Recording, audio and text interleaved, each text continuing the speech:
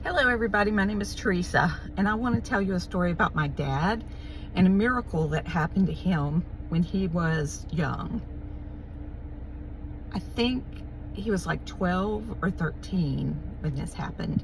He never told me about this until I was either in my 30s or my 40s, and I thought, I wonder why it took him so long to tell me. And he said, I asked him, I said, why didn't you tell people about this? And he said, nobody would believe it. And so I want to just share this miracle that happened with my dad and his mule, Katie. So my grandfather was a sharecropper.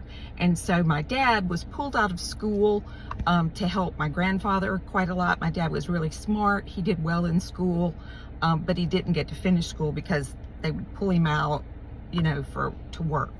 So he plowed with a mule named Katie.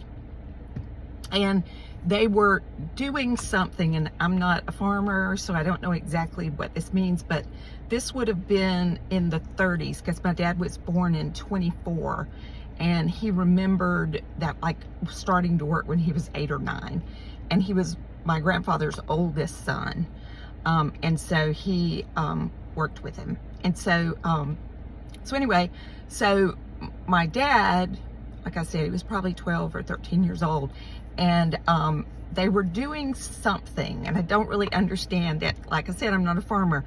And Katie reared up, and when she reared up, when she came down, there was some sort of pole that was used to hold tobacco, and it went inside of her, not her arm, her leg, they have 4 legs, but in sort of the armpit of one of the legs.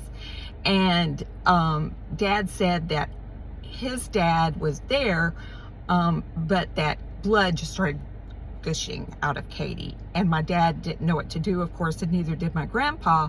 But my grandpa ran to, I guess, get a vet or something. And so there was a African-American man that lived across the street and from where my dad was plowing, and he lived there and plowed his own property. He was not a sharecropper. And when he saw my grandfather, when he saw my grandfather run, I guess, to the truck and then try to go get the vet, he yelled and said, "What's wrong?" And then my dad said, "Katie's hurt real bad." And so the man, whose name, unfortunately, I don't know. I know that my dad stayed in touch with him, and he did very well, because later in years, my dad visited him, and when he started to leave, the man said, "Get you some corn on the way out." And my dad said, "Well, I don't want to get from the wrong field." And the guy said, "You can't get from the wrong field. I own all the field as far as you could see." But I don't remember the man's name. I wish I did. Anyway, so the man said, "Wait a minute, I'll be right there." He goes into his house and he comes out with a Bible. And so Katie's bleeding and bleeding, and my dad is trying to hold, a cloth up in her arm, because he said that with every heartbeat, it would just go, like blood would gush. And so he thought that Katie was going to die. And as the man took his Bible and he walked around Katie, and he was saying one verse, reading one verse over and over, and it was about stopping blood. I don't know what verse it was. Daddy didn't know. But as he went around and went around, the blood stopped gushing. And he walked around him, walked around Daddy, walked around Katie, walked around Daddy, walked around Katie. And as he did it over and over again, the blood just started like to a trickle. There was no more blood. The blood stopped. And so I said, immediately, and then my grandfather came back and with the vet, and I said to my dad, "What happened to Katie?" And he said, because that's the kind of person I am, I always want to know what happened to the animal. And he said, "Katie didn't work that year.